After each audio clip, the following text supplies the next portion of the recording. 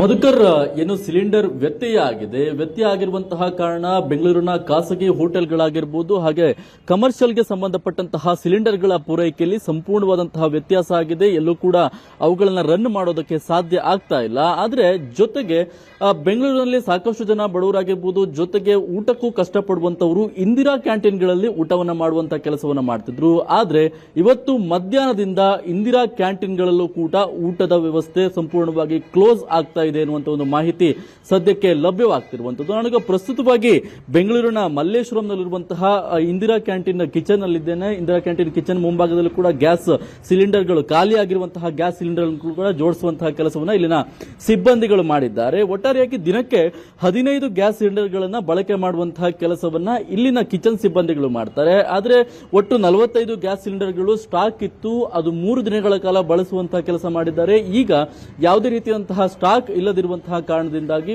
ಒಟ್ಟಾರೆಯಾಗಿ ಇವತ್ತು ಮಧ್ಯಾಹ್ನದ ಊಟವನ್ನು ಕ್ಲೋಸ್ ಮಾಡುವಂತಹ ಕೆಲಸವನ್ನು ಮಾಡಿದ್ದಾರೆ.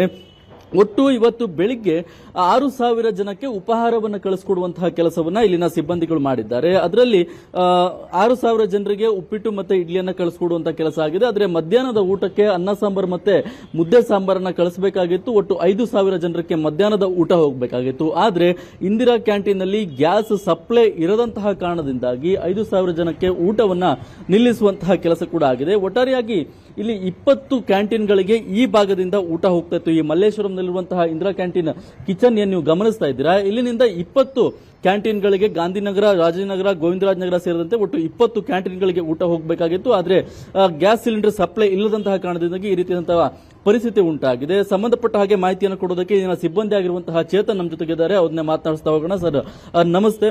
ಈ ರೀತಿಯಾಗಿ ಗ್ಯಾಸ್ ಸಿಲಿಂಡರ್ ಸಮಸ್ಯೆಯಿಂದ ಇಂದಿರಾ ಕ್ಯಾಂಟೀನ್ ಅಲ್ಲೂ ಕೂಡ ಆಹಾರ ಪೂರೈಕೆನೆ ಮಾಡೋದಕ್ಕೆ ಆಗ್ತಾ ಇಲ್ಲ. ಏನೇನು ಸಮಸ್ಯೆ ಆಗಿದೆ ಸರ್ ನಿಮ್ಗೆ ಇವಾಗ? ಸಿಲಿಂಡರ್ ಇಲ್ಲದ ಕಾರಣ ದಿನ ಲಂಚ್ಗೆ 4,000 5,000 ಊಟ ಕಳಿಸ್ತಿದ್ವಿ. ಸುಮಾರು ಬಡವರ ಜನಕ್ಕೆ ಊಟ ಇಲ್ಲದೆ ತೊಂದರೆ ಆಗುತ್ತೆ. ಸಿಲಿಂಡರ್ ಇಲ್ಲ ಅಂದ್ರೆ ಸರ್ ಅಡಿಗೆ ಮಾಡಕ್ ಆಗೋದಿಲ್ಲ ಇದೆ ಸರ್ ಪ್ರಾಬ್ಲಮ್. ಓಕೆ, ಎಷ್ಟು ಸಿಲಿಂಡರ್ಗಳನ್ನ ಬಳಕೆ ಮಾಡ್ತಾ ಇದ್ರಿ? ಎಷ್ಟು ದಿನದಿಂದ ಈ ತರ ಸಮಸ್ಯೆ ಆಗ್ತಾ ಇದೆ? ಮುಂದೆ ಏನಾದ್ರು ಈಗ ಲೆಟರ್ ಏನೋ ಬರ್ದಿದ್ದಾರೆ ಅಂತ ಒಂದು ಮಾಹಿತಿ ಇದೆ, ಏನಾಗ್ತದೆ ಅಂತ? 3-4 ದಿವಸದಿಂದ ಸಿಲಿಂಡರ್ ಪ್ರಾಬ್ಲಮ್ ಇತ್ತೆ. ಹೊರಗಡೆಯಿಂದ ತರಿಸಿ ಅಡಿಗೆ ಮಾಡಿ ಕಳಿಸಿದ್ವಿ. ಬೆಳಗ್ಗೆ ನಂಗೆ ಇಡ್ಲಿ ಉಪ್ಪಿಟ್ಟೆಲ್ಲ ಮಾಡಿ ಕಳಿಸಿದ್ವಿ. ಈಗ ಲಂಚ್ಗೆ ಆಗಿಲ್ಲ ಸರ್. ಸಿಲಿಂಡರ್ ಬಂದ್ರೆ ಅಡಿಗೆ ಮಾಡಿ ಕಳ್ಸಕ್ಕಾಗೋದು. ಸಿಲಿಂಡರ್ ಇಲ್ಲ ಅಂದ್ರೆ ಏನು ಮಾಡೋಕ್ಕಾಗಲ್ಲ ಸರ್. ಓಕೆ, ಇದೊಂದು ಪ್ರೈವೇಟ್ ಕಾಂಟ್ರಾಕ್ಟಿಂಗ್ ಇರುವಂತದ್ದು. ಬೇರೆ ಈಗ ಅಧಿಕಾರಿಗಳ ಬಳಿ ಕೂಡ ಈ ಸಿಲಿಂಡರ್ ನಮ್ಗೆ ವ್ಯವಸ್ಥೆ ಮಾಡಿಕೊಡ್ಬೇಕು ಅಂತ ಹೇಳಿ ಮನವಿ ಮಾಡಿದ್ದೀರಾ ಅಂತ ಹೇಳ್ತಾರೆ. ಏನಾದ್ರು ಭರವಸೆ ಸಿಕ್ಕಿದೆ ಹೇಗೆ ಅಂತ? ಸರ್ ಹೇಳಿದ್ದಾರೆ. ಇವತ್ತೇನಾದ್ರು ಬಂದ್ರೆ ನಾಳೆ ಬೆಳಗ್ಗೆ ಬ್ರೇಕ್ಫಾಸ್ಟ್ ಮಾಡಿ ಕಳಿಸ್ತೀವಿ ಸರ್.